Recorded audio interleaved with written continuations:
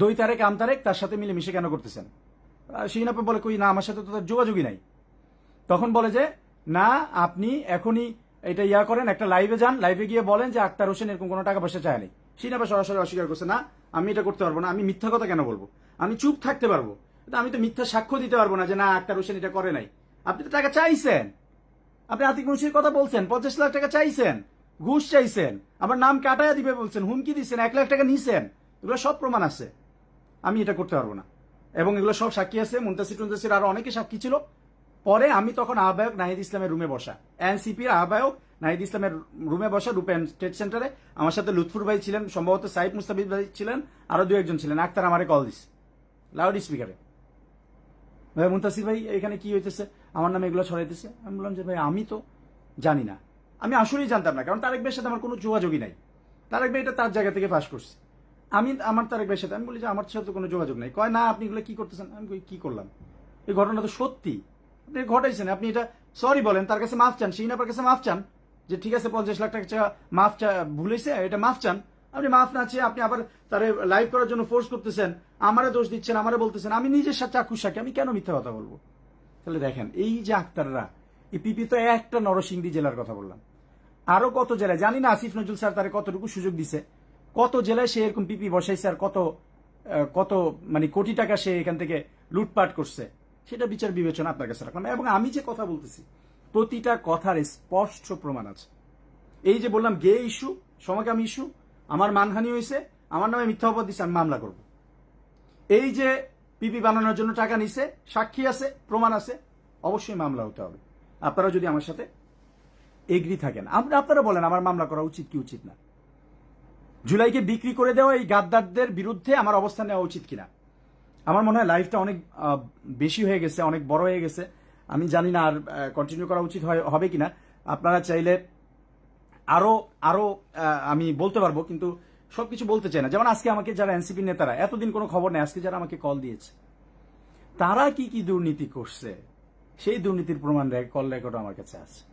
আমি ধীরে ধীরে প্রকাশ করবো, একদিনে কতটুকু করব। দেখেন, আপনারা আমাকে বলেন যে এতদিন কেন বলেন নাই, আবার প্রকাশ করলে বলেন কেন করতেছেন, দলের ক্ষতি কেন করতেছেন। ভাই, দলের শৃঙ্খলা কমিটিতে নিয়ম মেনে কত হাজারবার যে আমি অভিযোগ জানাইছি, কতবার চেষ্টা করেছি, তারা কোনো কিছু শুনে নেই। তাদের কাছে দল কোনো বিষয় না, জুলাই কোনো বিষয় না, তাদের কাছে হচ্ছে তাদের বাটপাড়িটাই বিষয়। এই যে অনেকে বলছেন মামলা করা উচিত, তাহলে অবশ্যই মামলা তো করতে হবে।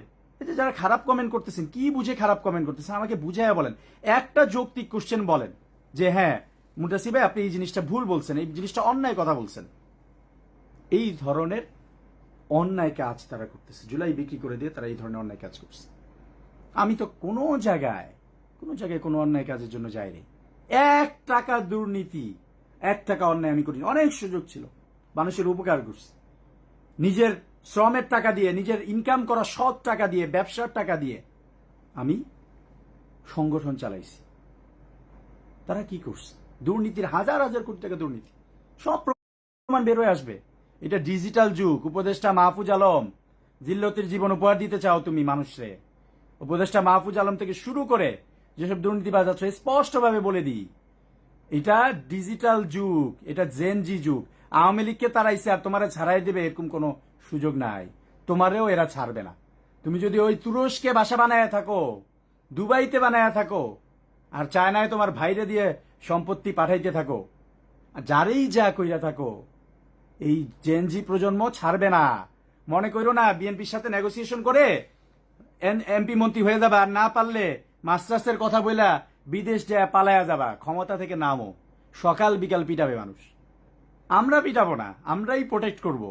কিন্তু যাদের সাথে দুর্নীতি করছো, জুলাইকে যে বিক্রি করে দিছো, ওই শহীদদের পরিবার এসে পিটাবে, ওই আহতরা এসে পিটাবে যে গাদ্দারি তোমরা বাংলাদেশের মানুষের সাথে করছো। একটু যদি অনুশোচনা থাকে, মাফ চেয়ে, নিঃশর্তভাবে মাফ চেয়ে নেমে যাও। এবং উপদেষ্টারা কেন নির্বাচন করবে? উপদেষ্টারা অ্যাবসলিউট পাওয়ারে ছিল, সর্বোচ্চ ক্ষমতার ব্যবহার করে ওসি ডিসি সবকিছু বসাইছে। কোন ভিত্তিতে উপদেষ্টারা এই নির্বাচন করতে চায়? অবশ্যই কোনো উপদেষ্টার নির্বাচন করার কোনো সুযোগ নাই, কোনোভাবেই সুযোগ নেই। তারা যদি নির্বাচন করতে চায় 5 বছর জনগণের জন্য কাজ করে তারপরে নির্বাচন করবে, এটাই হওয়া উচিত।